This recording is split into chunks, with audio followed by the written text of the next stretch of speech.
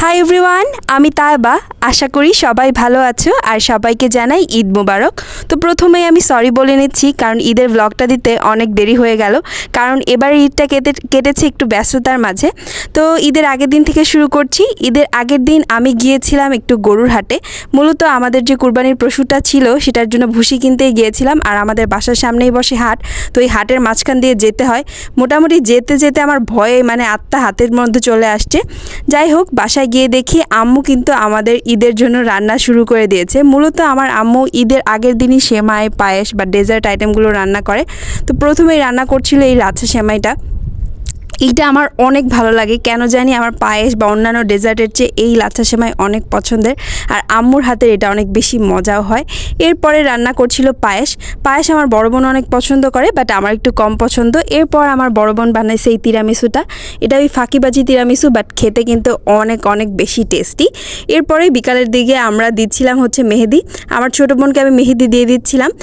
এরপর চলে আসি ঈদের দিন। তো ঈদের দিনটা না খুব সুন্দর কেটেছিল। এর আগে 2 দিন বৃষ্টি হলেও ঈদের দিনটা একদমই বৃষ্টি হয়নি। তো ঈদের দিন সকালবেলা প্রতিবারের মতোই কাজ থাকে যে ঘরটাকে গুছিয়ে রাখা। মূলত আমি বিছানা, তারপর হচ্ছে সোফার রুম, এগুলো একটু ক্লিন করে নিচ্ছিলাম, কারণ আম্মুর অনেক ঈদের দিন অনেক চাপ থাকে, অনেক কাজ করতে হয়, তাই আমরা একটু সাহায্য করে দিলে আম্মুর সহজ হয়। এরপরে আমি একটু ডেজার্ট খাচ্ছিলাম। তো আমি তিরামিসুটা খাইছি, এরপর আমার প্রিয় সেমাই খাইছি। তো 12টার দিকে আমাদের কুরবানির মাংস চলে আসে। তো মাংস এটা ছিল খাসির মাংস। তো আমার আম্মু প্রথমে খাসিটাই বসাচ্ছিলেন। তো কুরবানির মাংস যেভাবেই রান্না করা হোক, এটা খেতে কিন্তু খুবই অসাধারণ হয়।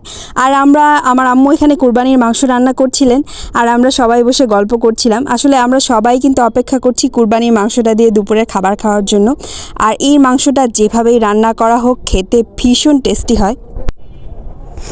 এই মাংসটা যত সিম্পলভাবে রান্না করা হয় তত বেশি মজা হয়।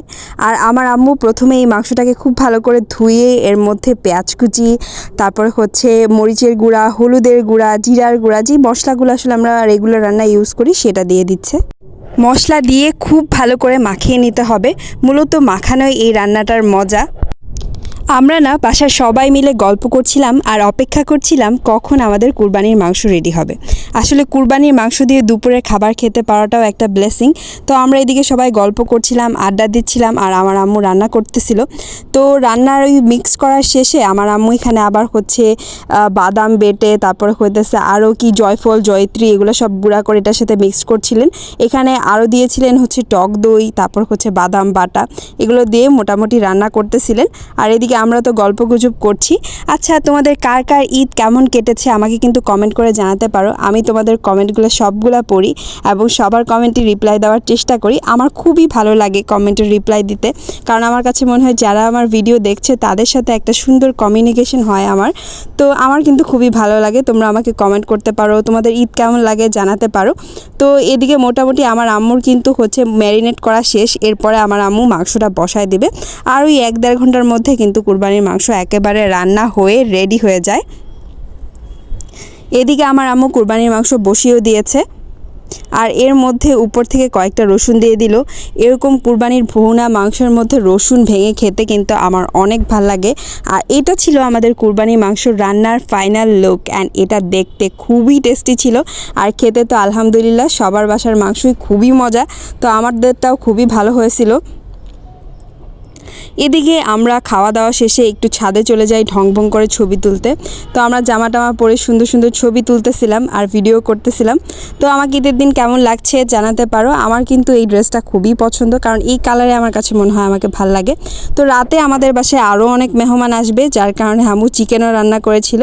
আর যেহেতু আমার চাচা বা আমার আব্বুরা একটু বয়স হয়ে গেছে, তো তারা সবজি পছন্দ করেন, তো ঈদের দিনেও আমার আম্মু সবজি রান্না করতেছিল।